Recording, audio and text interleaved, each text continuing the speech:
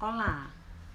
Hoje vamos falar da conjuntura política atual de grandes retrocessos políticos e culturais e seus impactos para a infância e juventude do nosso país. No governo Bolsonaro, é visível a tendência de desproteção social da população mais vulnerável do país, em que se destaca a infância e juventude mais pobre e que ocupa as populações, as comunidades mais pobres. Bolsonaro representa o conservadorismo, os interesses da elite, a prioridade em atender os interesses do capital, representa sobretudo o retrocesso. Neste novo cenário político do país, emergem discursos na sociedade que expressam a misoginia, o racismo, a homofobia, o desprezo pelas instituições democráticas e a defesa de intervenção militar que mostra o desprezo pela própria República. Tais discursos se expressam em manifestações nas ruas do país, regidos por um anti-intelectualismo, pelo sentimento de pouco apreço à democracia e por valores ideológicos em que se despreza os direitos humanos, a Constituição brasileira e a ciência. Bolsonaro sempre se posicionou contrário ao Estatuto da Criança e do Adolescente. Sempre teve presente nos seus discursos esse repúdio ao Estatuto. As principais propostas e medidas do governo Bolsonaro que impactam a infância e a adolescência são divididas em temas que cobrem as áreas de educação, saúde, segurança pública e direitos humanos. Na educação, ele propõe extinguir a ideologia de gênero nas escolas, ainda que nós intelectuais não saibamos exatamente o que é isso, uma vez que não existe isso, não existe esse termo na literatura científica. Devendo uma educação sem doutrinação e sexualização precoce. Propõe incluir no currículo escolar as disciplinas Educação Moral e Cívica, AMC, e Organização Social e Política Brasileira, a OSPB, que eram disciplinas ensinadas durante a ditadura militar. Propõe também a diminuição do percentual de vagas para cotas raciais. Propõe ampliar o número de escolas militares no país. Atendendo aos interesses de apoiadores evangélicos, defende a adoção da educação domiciliar e à distância, tanto para o ensino fundamental, como para o médio e universitário. E propõe também, e imprescindivelmente, segundo a sua ideologia, combater o marxismo cultural que está impregnado nessas instituições. Na saúde, propõe a criação de um prontuário eletrônico nacional interligado, para que os postos ambulatórios e hospitais sejam municiados com todos os dados do atendimento. Propõe também combater a mortalidade infantil e defende a melhoria do saneamento básico e a adoção de medidas preventivas de saúde para reduzir o número de prematuros, entre elas a visita ao dentista pelas gestantes nos programas neonatais, uma vez que ele afirma que esse é um dos motivos pelo qual ocorre mais partos prematuros. Propõe também a criação de um programa, inclusive que já foi criado, para distribuir médicos pelo país, para atender áreas remotas e carentes e substituir o programa Mais Médico e a estratégia de saúde da família. Nas áreas de políticas sociais e direitos humanos, é crítico fervoroso ao Estatuto da Criança e do Adolescente. Propõe a diminuição da maioridade penal, defendendo que esta lei, a Lei 8069, nas suas palavras, tem que ser rasgada e jogada no lixo, pois ela é um estímulo, segundo a sua visão, à vagabundagem e à malandragem infantil. Toda essa realidade perversa, onde a gente tem o aumento da pobreza e essas posições de maior mandatário do país, recai sobre as crianças e adolescentes pobres, sobretudo quando o Estado não reconhece a necessidade de garantir seu desenvolvimento de forma digna. Nesse novo contexto político, o adolescente pobre, negro e morador de comunidades, sobretudo de favelas, é tido como detentor de um suposto potencial para a criminalidade. Discurso presente, sobretudo na grande mídia e nas redes sociais de influência bolsonarista. e que revela o seu recorte classista e racial e divide a sociedade entre cidadãos de bem e bandidos.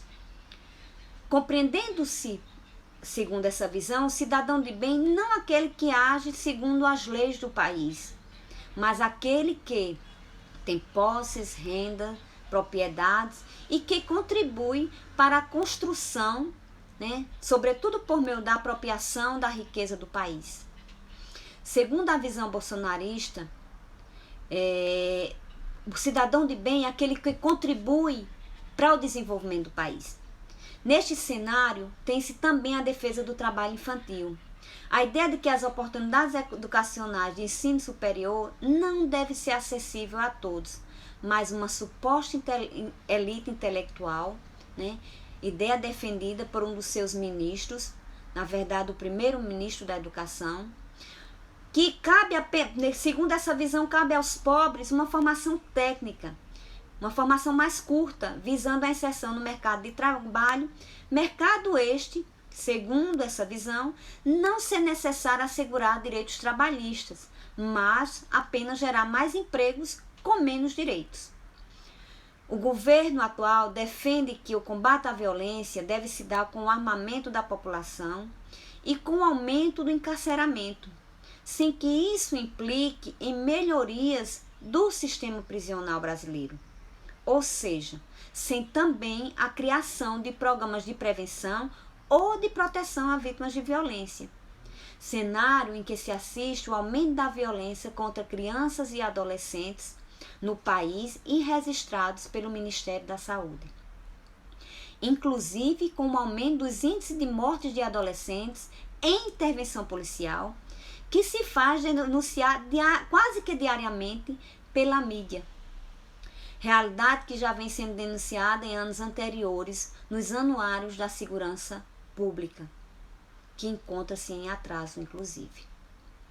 Neste cenário, o sentimento de medo e injustiça social e as políticas de controle e criminalização da pobreza, frente ao aumento da criminalidade, tem levado alguns setores da população a clamar por leis mais severas, o qual inclui os adolescentes autores de atos infracionais como alvo desse discurso, tanto por meio de reivindicação de mudanças na legislação, como da ação do suposto cidadão de bem, que, segundo o governo, tem direito, na livre defesa do seu patrimônio e da sua vida, reagir com o uso de armas liberadas pela legislação, uma legislação específica já aprovada pelo governo, que permite o porte e a posse de arma.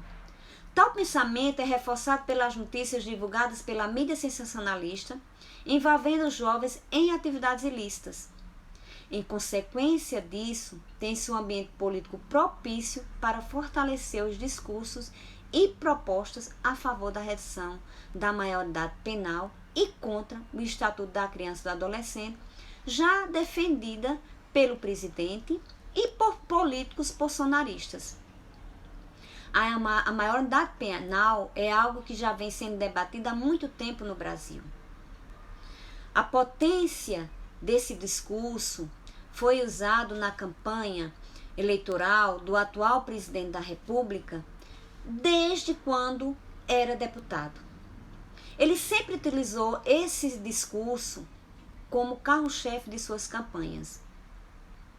Ainda não se sabe como o governo Bolsonaro irá avançar nesse sentido, como irá seguir com a proposta de redução da maioridade penal, mas que diante de um estado caótico de barbárie, em que a nossa sociedade vem naturalizando a criminalização em massa, é possível que ela seja colocada em pauta no parlamento durante o seu governo e até, quem sabe, aprovada.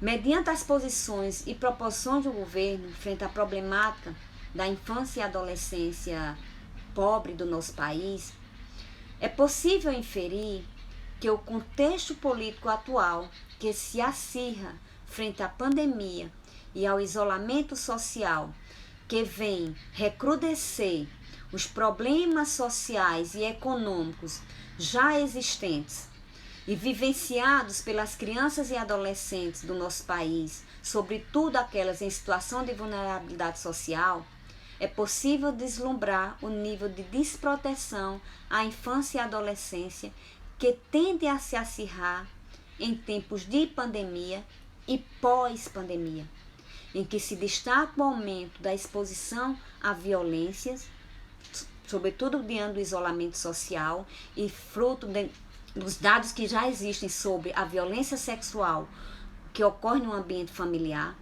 como também do aumento da pobreza, do desemprego e da fome, que já vinha assolando o país, que tende a recrudescer e impactar milhares de famílias brasileiras. Todo esse cenário vai na contramão dos investimentos realizados em políticas socioassistenciais nos anos anteriores. O futuro tende a ser mais difícil para a população brasileira, sobretudo para a população infanto-juvenil do nosso país, o que presumidamente levará essa população a ficar mais vulnerável diante do acirramento dos problemas sociais existentes frente às medidas tomadas para o enfrentamento da pandemia.